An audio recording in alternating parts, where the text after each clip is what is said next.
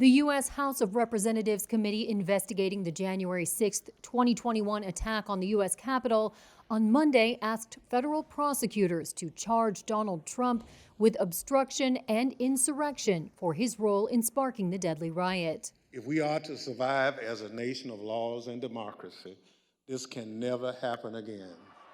The criminal referral for a former president, the first such recommendation from Congress in U.S. history, came at the final public gathering of the 9-member panel that spent 18 months probing the unprecedented attempt to prevent the peaceful transfer of power by thousands of Trump backers, inspired by his false claims that the 2020 election loss to Democratic President Joe Biden was the result of widespread fraud. The panel asked the Justice Department to charge Trump with obstruction of an official proceeding of Congress, conspiracy to defraud the United States, making false statements, and aiding or inciting an insurrection. Representative Jamie Raskin. An insurrection is a rebellion against the authority of the United States. It is a grave federal offense anchored in the Constitution itself. Anyone who incites others to engage in rebelling, assists them in doing so, or gives aid and comfort to those engaged in insurrection is guilty of a federal crime. The Select Committee approved its report, including the recommendation of charges unanimously, with all of its 7 Democrats and 2 Republicans in favor. Those in favor say aye. Aye.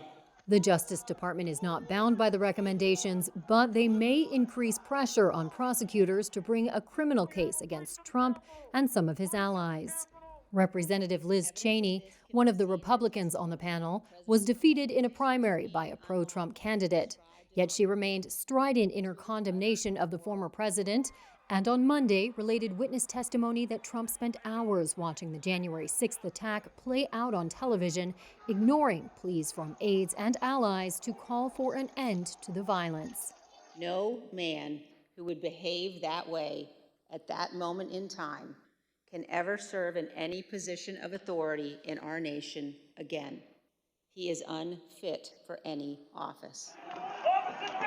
5 people, including a police officer, died during or shortly after the riot, and more than 140 police officers were injured. The Capitol suffered millions of dollars in damage.